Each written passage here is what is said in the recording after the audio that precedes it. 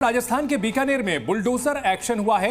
अजमेर दरगाह के आसपास बना जो पूरा अतिक्रमण का ढांचा है और उसे गिराया गया है। अजमेर दरगाह के पास बुलडोजर चला है।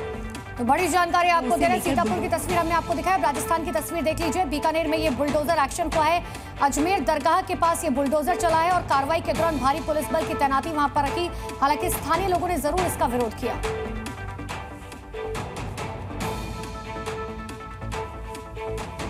राजस्थान में बुलडोजर ने एक साथ दो जगहों पर स्ट्राइक की। शुरुआत अजमेर दरगाह के पास हुई और बीकानेर में बुलडोजर ने बीजेपी नेता का घर ही तोड़ दिया। अजमेर में बुलडोजर आया, उसने अपने पांव जमीन पर जमाए और लगा पंजा मारने। अजमेर दरगाह के बाहर की तस्वीरें देखिए। चबूतरा, रैंप या फिर दुकान जो भी लिमिट के बाहर बनाया गया, उस पर बुलडोजर ने पंजा मार दिया। ये देखकर हंगामा होने लगा, जिसे जो सामान मिला वो उसे लेकर बुलडोजर के रास्ते से हटाने लगा। झूमे से 48 घंटे पहले गुरुवार को बुलडोजर आया तो दरगाह के बाहर दुकान लगाने वालों ने विरोध किया। बुलडोजर के पास खड़े होकर उसे रोकने की डिमांड की।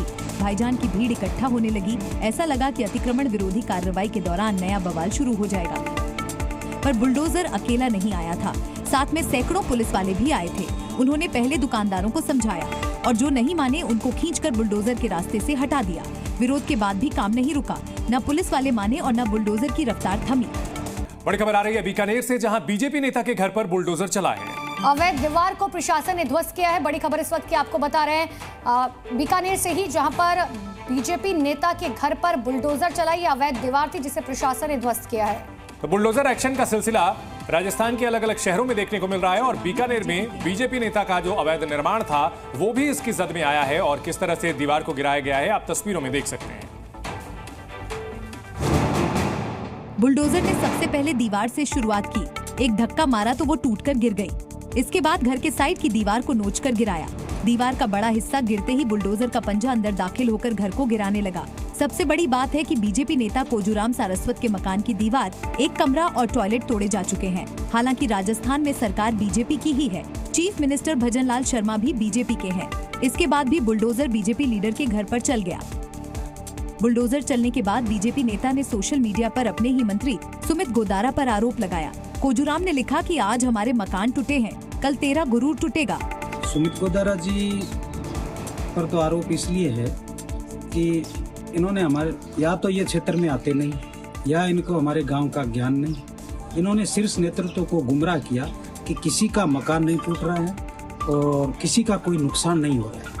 अब जब 20 फुट की गली आप 40 फुट की ले रहे हो तो स्वाभाविक है नुकसान तो होगा ही। इन्होंने 80 लोग, उसमें से 30 हमारे SC ST के गरीबों के मकान उजाड़ दिए। इसलिए लोगों में बहुत रोष है। बीजेपी नेता का दावा है कि नेशनल हाईवे अथॉरिटी ने बुलडोजर कार्रवाई के लिए 22 दिसंबर को नोटिस दिया। 25 दिसंबर तक जगह खाली करने के लिए कहा, पर एक दिन पहले यानी 24 दिसंबर को ही आकर सारे मकान ध्वस्त कर दिए। और इसी बीच एक बड़ी खबर आपको इंदौर से भी बता दें, जहां पर बुलडोजर कार्रवाई के दौरान जमकर हंगामा हुआ है। बजरंग दल के कार्यकर्ताओं ने हंगामा किया। नगर निगम कर्मचारियों के साथ मारपीट भी की है, गाड़ियों में तोड़फोड़ भी की गई है। बड़ी खबर आ रही है MP के इंदौर से, जहां बुलडोजर कार्रवाई के दौरान बजरंग दल के कार्यकर्ताओं का हंगामा देखने को मिला है।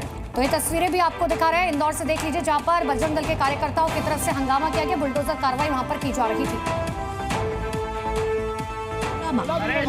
मारपीट और तोड़फोड़ तस्वीरें मध्य प्रदेश के इंदौर की हैं, जहां नगर निगम के कर्मचारी और बजरंग दल के कार्यकर्ता आमने सामने आ गए। हालात तब तनावपूर्ण हो गए जब अतिक्रमण हटाने की कार्रवाई के लिए गए।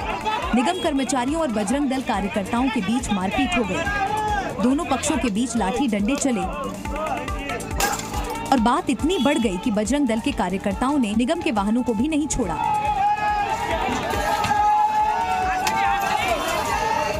लेकिन बात मारपीट तक कैसे पहुंची? दरअसल अतिक्रमण हटाने के लिए पहुंचे थे। इस दौरान निगम कर्मी गौवंश को वाहनों में भरकर ले जाने लगे। तभी बजरंग दल के कार्यकर्ता विरोध करने पहुंचे। ये विरोध कहासुनी में तब्दील हुआ और कहासुनी ने मारपीट का रूप अख्तियार कर लिया।